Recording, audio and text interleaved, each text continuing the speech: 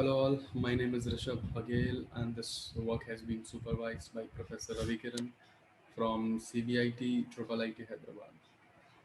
In this presentation, we introduce MeronymNet, a novel hierarchical approach for controllable pathway-based generation of multi-category objects using a single unified model. Let's begin with an overview of MeronymNet. Given an object category and an associated list of its parts, the first module stochastically generates part layouts in terms of bounding boxes. The generated part layout and category attributes are consumed by the second module to generate a dense part-based label map. Guided by category label, a final module translates this label map to finally generate the RGB object. Let's look at the modules one by one. We'll begin with the first module, which generates part bounding box layout. The part layout of an object is represented as a graph whose nodes correspond to paths and information about their existence within the object. The edges between nodes are based on predefined meronymic relationships between the parts. Here, meronymic is a linguistic term which represents part of relationship in semantic ontologies. A graph-based part layout representation of the object helps capture the interpart relationships in a compact yet rich manner. The generative model we use is a variational autoencoder. As part of the encoding stage, the part bounding box graph is processed by GCN layers, followed by a couple of linear transformations to obtain parameterized representations of the corresponding latent distributions. The latent distribution is conditioned on the object category and the associated list of its parts. A skip connection is also added, which assists gradient flow. The decoded stage of the VAE transforms the latent representation into the components of the object's part bounding box graph, that is, the node matrix X and the adjacency matrix A. The reconstruction loss consists of three terms. In the first term, a binary cross entropy term penalizes part presence predictions which disagree with the ground truth counterparts. To encourage coarse localization of individual bounding boxes, we use two instance level losses, mean squared error, and intersection over union between predicted and ground truth bounding boxes. To impose additional structural constraints, we also use a pairwise MSE loss defined in terms of distance between the centers of bounding box pairs. For the edge metrics, we use binary cross entropy as the per element loss. Next, we look at label map VA, which takes part layout generated by box GCN VA and category attributes to produce a dense part-based label map. Similar to the previous module, this is a variational autoencoder as well. The part masks are first scaled to the same size before encoding. This ensures that the range in part sizes does not affect quality of the generated masks. The scaled part masks are encoded via convolutional layers. The resulting per-part representations are aggregated using a recurrent network to obtain the object-level representation.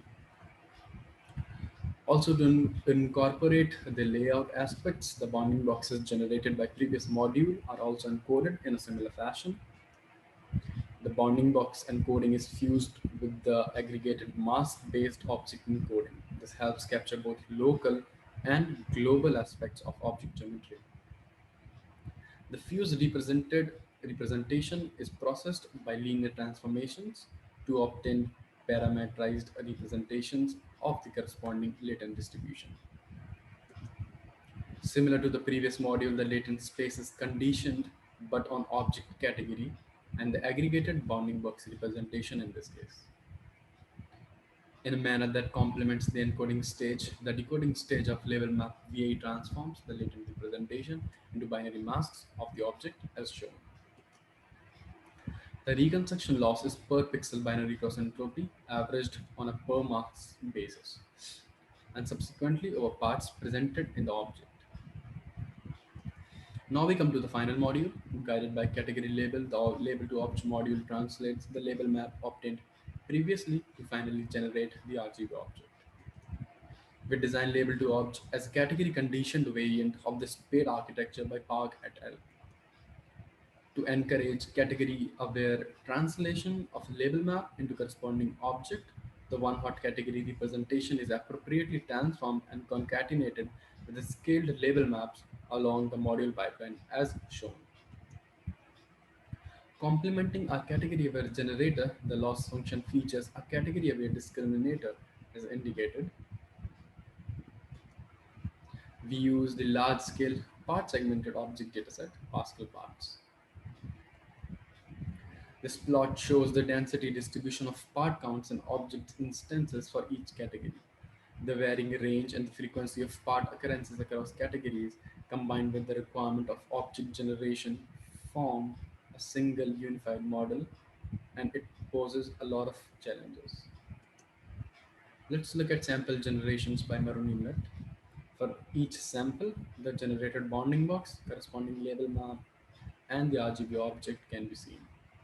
Notice the diversity in number of parts, appearance, and viewpoints among the generated objects. The generations here are for sheep.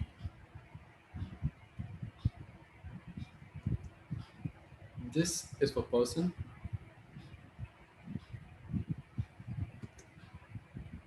motorbike, horse,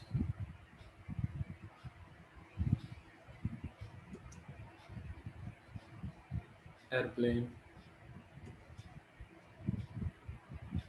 bicycle, bird,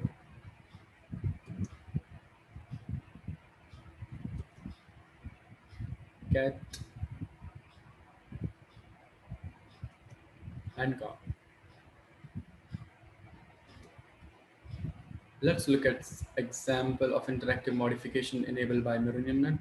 In the first scenario, we generate an object based on the user specified category. If parts are not mentioned, a partless sample from the category training set distribution is chosen. If the user chooses to add new parts and specifies them, the GUI allows the user to add the parts.